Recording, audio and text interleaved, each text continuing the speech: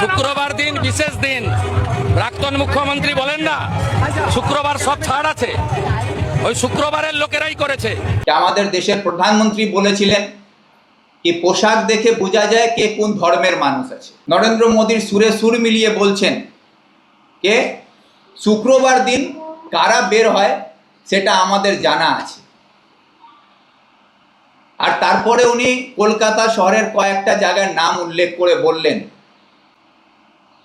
তো কলকাতা শহরের 4টা পাড়ার নাম বলে উনি থেমে গেলেন। উনি ভুলে গেলেন কি এই দেশটা অনেক বড় আছে, আর এই দেশে শুধু দেশের মানুষই থাকে না, অন্য দেশ থেকেও মানুষরা এখানে ঘুরতে আসে, চিকিৎসা করতে আসে, তারা পর্যটক হিসাবে আসে, পড়াশোনা করতে আসে। সেই মানুষগুলোও কিন্তু এই দেশে পরিস্থিতি দেখে, ছাত্রদের বেদনা দেখে, নিট পরীক্ষায় সরকারের দুর্নীতিকে দেখে তারাও কিন্তু তাদের আবেগকে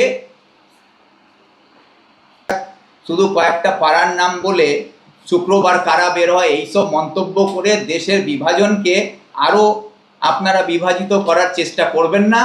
আমি মুখ্যমন্ত্রীর কাছে আবেদন করছি কি বাংলার ইতিহাস, কবি নজরুলের ইতিহাস, রবীন্দ্রনাথের ইতিহাস, এই বাংলা নেতাজি সুভাষচন্দ্র বসুকেও জন্ম দিয়েছে।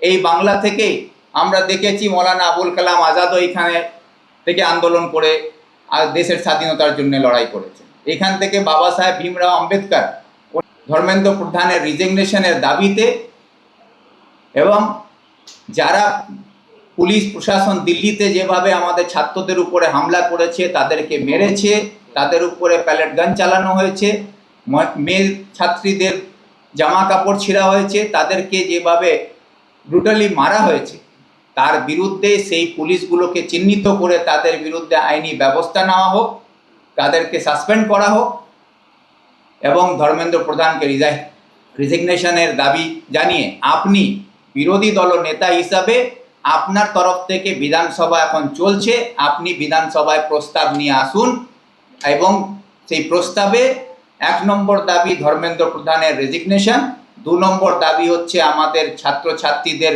পরিবারকে ক্ষতিপূরণ হিসাবে, যেটা পশ্চিমবাংলার ইতিহাসে হয়তো এত বড় ছাত্র আন্দোলন কলকাতা শহরে এর আগে হয়েছে কিনা আমার জানা নেই। কিন্তু সেই আন্দোলনে সমস্ত বিশ্ববিদ্যালয়ের ছাত্রছাত্রীরা ছিলেন, তাদের অভিভাবকরা ছিলেন, তার সঙ্গে তাদের শিক্ষক প্রফেসররা ছিলেন। আমি নিজে দেখেছি, আমার সঙ্গে 3-4 জন প্রফেসরের সঙ্গে দেখা হলো ওই মিছিল। কিন্তু দুর্ভাগ্য যে আজকে আমাদের রাজ্যের মুখ্যমন্ত্রী যেভাবে মন্তব্য করেছেন, আমি সেই আমাদের রাজ্যের মুখ্যমন্ত্রী শ্রী শুভেন্দু অধিকারী মহাশয়কে বলতে চাই, কিছুদিন আগে আমরা দেখেছি যে আমাদের দেশের প্রধানমন্ত্রী বলেছিলেন কি পোশাক দেখে বোঝা যায় কে কোন ধর্মের মানুষ আছে। সেখানে আজকে শুভেন্দু অধিকারী সেই নরেন্দ্র মোদীর সুরে সুর মিলিয়ে বলছেন কে শুক্রবার দিন কারা বের হয় সেটা আমাদের জানা আছে। আর তারপরে উনি কলকাতা শহরের কয়েকটা জায়গার নাম উল্লেখ করে বললেন। তো কলকাতা শহরের 4টা পাড়ার নাম বলে উনি থেমে গেলেন। উনি ভুলে গেলেন কি এই দেশটা অনেক বড় আছে, আর এই দেশে শুধু দেশের মানুষই থাকে না, অন্য দেশ থেকেও মানুষরা এখানে ঘুরতে আসে, চিকিৎসা করতে আসে, তারা পর্যটক হিসাবে আসে, পড়াশোনা করতে আসে। সেই মানুষগুলোও কিন্তু এই দেশে পরিস্থিতি দেখে, ছাত্রদের বেদনা দেখে, নিট পরীক্ষায় সরকারের দুর্নীতিকে দেখে তারাও কিন্তু তাদের আবেগকে নিয়ে এই আন্দোলনে সামিল হয়েছিলেন। তাদেরকে আপনি কি বলবেন? যারা বাংলাদেশিরা এখানে চিকিৎসা করতে এসেছিল, সেই বাংলাদেশিরাও কালকে এই আন্দোলনে সমর্থন জানিয়েছে। সেখানে অন্যান্য দেশ থেকেও মানুষ এসছে। আমি তো দেখেছি অস্ট্রেলিয়ার লোকও এসে আমাদের ছাত্র আন্দোলনকে সমর্থন করছে, সেটা মিডিয়াতেও দেখা যাচ্ছে। তাহলে আপনারা শুধু কয়েকটা পাড়ার নাম বলে শুক্রবার কারা বের হয় এইসব মন্তব্য করে দেশের বিভাজনকে আরও আপনারা বিভাজিত করার চেষ্টা করবেন না। আমি মুখ্যমন্ত্রীর কাছে আবেদন করছি কি বাংলার ইতিহাস, কবি নজরুলের ইতিহাস, রবীন্দ্রনাথের ইতিহাস, এই বাংলা নেতাজি সুভাষচন্দ্র বসুকেও জন্ম দিয়েছে। এই বাংলা থেকেই আমরা দেখেছি মৌলানা আবুল কালাম আজাদও এখানে থেকে আন্দোলন করে আর দেশের স্বাধীনতার জন্য লড়াই করেছেন। এখান থেকে বাবা সাহেব ভীমরাও আম্বেদকর উনি প্রথম বিধানসভা থেকে রাজ্যসভার এখান থেকে যান। সেই বাংলার অনেক ইতিহাস আছে, সেই ইতিহাসগুলোকে স্মরণ করুন, আর বাংলার ইতিহাসকে রক্ষা করার কাজ হচ্ছে একজন রাজ্যের মুখ্যমন্ত্রী। আমাদের বাংলার ইতিহাসকে রক্ষা করে যে পরিবেশে আমরা বড় হয়েছি সেই পরিবেশটা যাতে বজায় থাকে, আমরা সবাই একসঙ্গে শান্তিতে থাকতে পারি, সেই পরিবেশ আপনি রক্ষা করবেন, এই আবেদন আপনার কাছে রাখছি। আর পাশাপাশি আমাদের রাজ্যের বিরোধী দল নেতা ঋতব্রত ভট্টাচার্য মহাশয়, হ্যাঁ ঋতব্রত ব্যানার্জি, ওই ভট্টাচার্য ব্যানার্জি বোধহয় একই তো। ব্রাহ্মণ আছে কিন্তু বন্দ্যোপাধ্যায়। যাই হোক, ঋতব্রত মহাশয়ও আমাদের বিরোধী দল নেতা। উনি এখন রাজ্যে বিরোধী দল হিসাবে ওনার একটা দায়িত্ব কর্তব্য পড়ে, এবং উনিও accountable to the West Bengal people যারা অপোজিশনে আছে। উনি অপোজিশনের ভূমিকাটা পালন করুন। ওনার কাছে আমাদের একটা প্রস্তাব, যেটা আমি আজাদ হিন্দ মঞ্চের পক্ষ থেকে একটা লিখিত চিঠি আমি ঋতব্রত মহাশয়ের হোয়াটসঅ্যাপে পাঠাচ্ছি, এবং ওনার কাছে আবেদন রেখেছি যে আপনি বিরোধী দল নেতা হিসাবে আমাদের আজাদ হিন্দ মঞ্চের পক্ষ থেকে যে দাবি, যে আমাদের যে এই 21 জন ছাত্রী যারা আজকে ছাত্রছাত্রীরা যারা আজকে আমাদের মধ্যে নেই, এই সিস্টেম তাদেরকে মার্ডার করেছে, এই সিস্টেমের বিরুদ্ধে এবং ধর্মেন্দ্র প্রধানের রিজিগনেশনের দাবিতে, এবং যারা পুলিশ প্রশাসন দিল্লিতে যেভাবে আমাদের ছাত্রদের উপরে হামলা করেছে, তাদেরকে মেরেছে, তাদের উপরে প্যালেট গান চালানো হয়েছে, মেয়ে ছাত্রীদের জামা কাপড় ছিঁড়া হয়েছে, তাদেরকে যেভাবে ব্রুটালি মারা হয়েছে, তার বিরুদ্ধে সেই পুলিশগুলোকে চিহ্নিত করে তাদের বিরুদ্ধে আইনি ব্যবস্থা নেওয়া হোক, তাদেরকে সাসপেন্ড করা হোক, এবং ধর্মেন্দ্র প্রধানকে রিজিগনেশনের দাবি জানিয়ে আপনি বিরোধী দল নেতা হিসাবে আপনার তরফ থেকে বিধানসভা এখন চলছে, আপনি বিধানসভায় প্রস্তাব নিয়ে আসুন, এবং সেই প্রস্তাবে 1 নম্বর দাবি ধর্মেন্দ্র প্রধানের রেজিগনেশন, 2 নম্বর দাবি হচ্ছে আমাদের ছাত্রছাত্রীদের পরিবারকে ক্ষতিপূরণ হিসাবে 1 কোটি টাকা করে দেওয়া হোক, 3 নম্বর দাবি দিল্লি পুলিশ যেভাবে আমাদের ছাত্রদের উপরে হামলা করেছে সেই পুলিশদের বিরুদ্ধে আইনি ব্যবস্থা নেওয়া হোক, এবং সরকার প্রধানমন্ত্রী যে দেশের প্রধান, তার নেতৃত্বে যে সরকার চলছে, সেই সরকারের নেতৃত্বে নিটের পেপার 152 বার লিক হয়েছে, এতগুলো ছাত্রছাত্রী তার জন্যে সাফারার হচ্ছে, তার অভিভাবকরা সাফারার হচ্ছে, তাদের সকলের কাছে দেশের কাছে প্রধানমন্ত্রী ক্ষমা চান। এই দাবিকে সামনে রেখে আপনি বিধানসভায় একটা রেজুলেশন পাস করাবার ব্যবস্থা করুন, সেই দাবি আপনার কাছে আমরা রাখছি। ধন্যবাদ। हमारी पार्टी का युवा कहना है कि कल जो प्रोटेस्ट हुआ, स्टूडेंट कम, नीट एस्पिरेंट कम, देश विरोधी लोग ज्यादा थे, एंटी बीजेपी लोग ज्यादा। देखिए, ये जो बात है ये एंटी बीजेपी, आज जितने स्टूडेंट रास्ते पे उतरे हुए, चाहे वो दिल्ली में हो, बिहार में हो, मिजोरम में हो, या पूरे हिंदुस्तान में जहाँ भी स्टूडेंट रास्ते में उतरे हुए हैं, अगर आप खोज लें तो उनके ही घर वालों ने बीजेपी को वोट देकर आज सरकार में लाने का काम किया है। और ये बात स्टूडेंट खुद बोल रहे हैं कि हमारे घर वालों ने बीजेपी को वोट दिया है। आज हमारे घर वाले की गलतियों का नतीजा है कि हम पर लाठियाँ बरस रही है, ये स्टूडेंट्स कह रहे हैं। तो ये बात जो बीजेपी अगर कहती है कि वहाँ पर एंटी नेशनल लोग हैं, तो भाई अगर देश का युवा एंटी नेशनल है, देश का स्टूडेंट एंटी नेशनल है, देश का किसान एंटी नेशनल है, देश का बेकार एंटी नेशनल है, देश के ये तमाम लोग अगर एंटी नेशनल है तो देश में नेशनल है कौन? ये सवाल खड़ा होता है। আপনি বলেন 14 সাল থেকে 26 152 বার প্রশ্নবার লিক হয়েছে, 47 থেকে এই 113 কতবার লিক হয়েছে? अब से देखो ना, আমি 47 থেকে তখন আমার জন্ম হয়নি, আমি জবে থেকে ডেটাটা পেয়েছি আমি তো 14 আগে থেকে একবার লিক হয়েছে না, হয়েছে, অবশ্যই হয়েছে, সে লিক হয়েছে, আমি তো সেটাই বলছি, আমি অ্যাকাউন্টেবল হতে বলছি, যারা সরকারে আছে যেখানে যে সরকার তার জন্য অ্যাকাউন্টেবল না, সে ডেটাটা আমার কাছে না। বলছি অরুন্ধুতুরা তো দিল্লি যে মন্ত্রটা ইউজ করছে, অরুন্ধুতুরা এর আগে স্টেটমেন্ট ছিল যে India Kashmir is not a integral part of India. তো ওটা তো অ্যান্টি ন্যাশনালি হচ্ছে এক প্রকার, মানে কাশ্মীর ভারতের অবিচ্ছেদ্য অংশ না, অরুন্ধুতুরা মনে করে অনেকবার এরকম উনি বলেছে।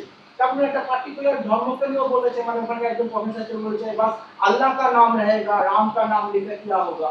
তো that too is also political controversial, মানে এরকম টপিক তোলা হয়েছে, যেটা নিয়ে হয়তো মানে অনেকে এরকম বলতে চাইছে দিল্লি, মানে এই যে এই ব্যাপারগুলি চলে এসেছে এটার সাথে আমি একটা কোশ্চেন অ্যাড করতে চাই, ফ্রি উমর খালির একটা পোস্টার হ্যাঁ, free উমর খালি। এবং যে- राम का सीता का पति एंड रीता का पति, तो এই हाँ, एकदम अगर भारत उसका माँ है तो बाप बाप उसका क्या, बाप इजराइल उसका बाप है, that two is also anti national.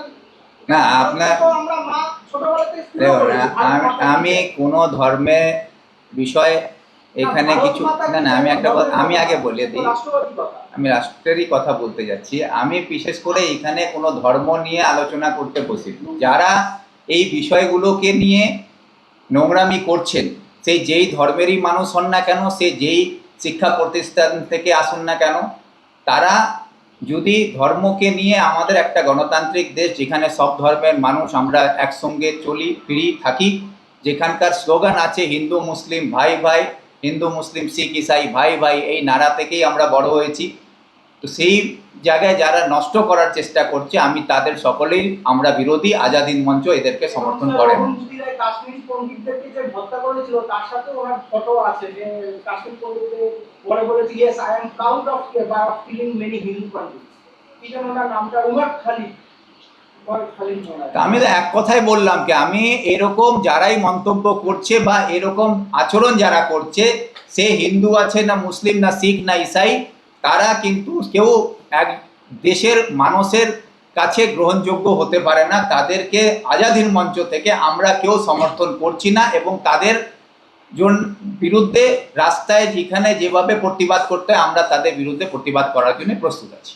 काफी दिनों से सवाल पूछने का चलन खत्म था, अभी जैसे सवाल पूछा छात्रों ने, जीत हुई, अभी एथनॉल का भी मामला बड़ी जोर पकड़ रहा था, क्या लगता है कि इस तरह का आंदोलन एथनॉल को लेकर के हुआ? देखिए, अभी तक जो सवाल धर्मेंद्र प्रधान जी का जो रिजिग्नेशन का न्यूज़ आया है, अभी तक वो रिजिग्नेशन एक्सेप्ट नहीं हुआ है, लेकिन रिजिग्नेशन प्रधान जी ने दिया है, ये बात सामने आई है।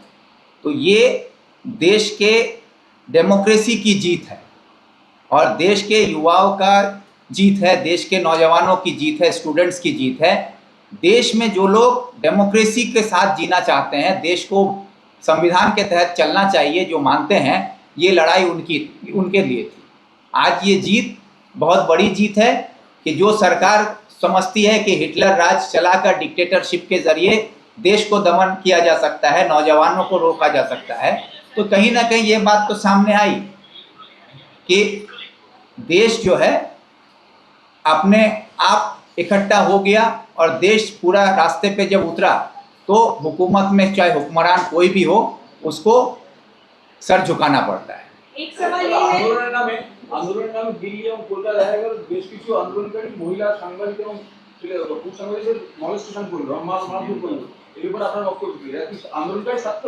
না, এটা দেখুন, আমি তো প্রথমেই বলেছি কি, যারা আমার আরম্ভ করেছি এটাই বলে যে আমাদের গতকালকে যে মিছিল বেরিয়েছিল ছাত্রদের, সেই মিছিল একটা ঐতিহাসিক মিছিল। সেই মিছিলের মধ্যে কিছু সাংবাদিকদের উপরে আক্রমণ হয়েছে, তাকে আমরা আজাদ হিন্দ মঞ্চের পক্ষ থেকে নিন্দা জানাচ্ছি, এবং যারা করেছে তাদেরকে আইডেন্টিফাই করে তাদের বিরুদ্ধে আইনি ব্যবস্থা নেওয়ার জন্য দাবি জানাচ্ছি। পাঞ্জাবেও একটা পেপার লিক হয়েছে, ফার্মেসি এক্সাম পেপার লিক হয়েছে। একটাই কথা কি, এনি গভর্নমেন্ট, সেটা পাঞ্জাব হতে পারে না, না আমি ওটাই তো বলছি, এনি গভর্নমেন্ট, যেই গভর্নমেন্ট থাকুক না যাই, সে হচ্ছে অ্যাকাউন্টেবল, তাকে হতে হবে।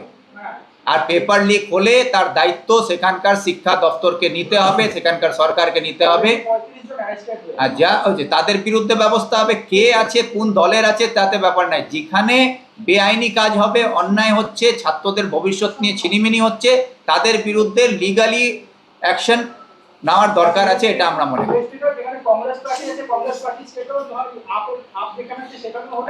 অল আমি তো সব ভারতবর্ষের বলছি, হতে পারে পাঞ্জাবে হয়েছে, সেখানেও যদি হয়ে থাকে তাকেও রিজাইন করতে হবে, তারও দাবি তুলছি। एक सवाल बार बार सबके मन में आ रहा है, आप देख रहे हैं मीडिया में भी फैल रहा है, अगर जंतर मंतर में जो प्रोटेस्ट करने बैठे हैं उनके साथ जुड़ने वाले ताज बंगाल में 22-22 हजार रुपए देकर आकर रुक रहे हैं, कभी इसे चाइना के संग जोड़ा जा रहा है तो किसी और के साथ, ये मुद्दा क्या है? देखिए, ये आपकी सवाली में एक कंट्रोवर्सी आ रहा है कि आप ये कह रहे हैं कि चाइना से लोग आ रहे हैं, कोई कह रहा चाइना है से संग जोड़ा जा रहा है, कभी चाइना के इसे साथ कभी चाइना जोड़ा उसको जा रहा है, ये पैसे कहाँ से आ रहे हैं, फंडिंग कहाँ से हो रही है? अगर फंडिंग भी अगर बाहर से हो रही है और ये बात अगर सरकार बोल रही है तो सरकार की इंटेलिजेंस क्या कर रही है? सरकार का सारा जो टेक्नोलॉजी है वो क्या कर रहा है? सरकार के पास सारी मशीनरी होते हुए अगर विदेश का पैसा देश में आ रहा है तो सरकार उसको रोक क्यों नहीं पा रही है? तो ये सरकार अपनी नाकाबिलियों को खुद दर्शा रही है।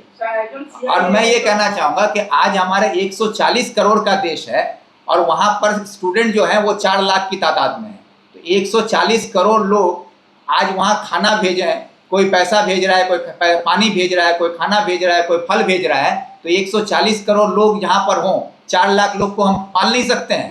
उसके लिए हमें चाइना और पाकिस्तान का मोहताज नहीं रहना होगा। तो न्यूज़ के साथ न्यूज़ इसे क्यों जोड़ी है बार-बार? सरकार भी कुछ ये गोदी मीडिया का काम है, जो गोदी मीडिया है वो इस चीज को जोड़ते रहेंगे। इसी वजह से आज हम लोग देख रहे हैं कि जो जर्नलिज्म का जो डिमांड होना चाहिए था आज के दौर में, अगर ये गोदी मीडिया अपने जर्नलिज्म के काम को सही से करती तो आज हमारे देश का ये बुरा हाल नहीं होता। क्योंकि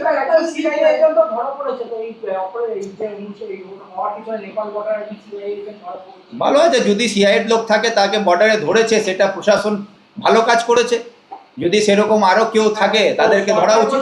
সরকারের বিরুদ্ধে যা মানে বলছে, যেটাকে আপনি গদি মিডিয়া বলছেন যে ডিপ স্টেটের এখানে একটা কনস্পিরেসি হতে পারে।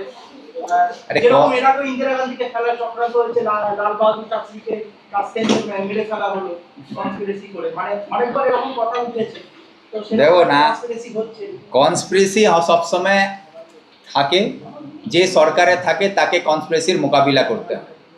আজকে কনস্পিরেসি পাস্টও হয়েছে, প্রেজেন্টও হচ্ছে, ইন ফিউচারও হবে, কিন্তু যারা প্রেজেন্টে আছে তাদের রেসপন্সিবিলিটি হচ্ছে কি তারা তাদের ফিউচারটাকে কিভাবে প্রোটেক্ট করবে। If they are not capable to protect their future तो তাকে রিজাইন করা উচিত, সে যেই থাকুক না। गोदी मीडिया बोलना अलग है, मगर इस तरह से मीडिया को हमला हुआ था, बोला तो मैं शुरू में ही बोला कि एक ही बात है कि जिसने भी इस तरह का काम किया है उसके खिलाफ आज़ाद हिंद मंच उसकी निंदा करता है और हम डिमांड करते हैं सरकार से कि उन लोगों को आइडेंटिफाई करके उनके खिलाफ सख्त से सख्त कानून करें। देखिए, स्टूडेंट के मॉब में वो स्टूडेंट थे या नहीं थे, क्योंकि यहाँ पे नकाबपोश लोग भी स्टूडेंट बन के घुसकर वहाँ दंगा कर रहे हैं और ये भी देखा गया है। तो इसीलिए ये काम प्रशासन का है, मैं किसी को आइडेंटिफाई नहीं कर सकता हूँ, प्रशासन आइडेंटिफाई करेगी कि उसमें कौन कौन था। उसको आपके पास सीसीटीवी है, ड्रोन कैमरा है, तमाम फैसिलिटी आपके पास है, आप उसका इस्तेमाल कीजिए और उसके बाद आप उनमें से जो दोषी है उनको पकड़कर आप उनके खिलाफ कार्रवाई कीजिए। प्रशासन को अभी नया कानून बनाने दिया गया है।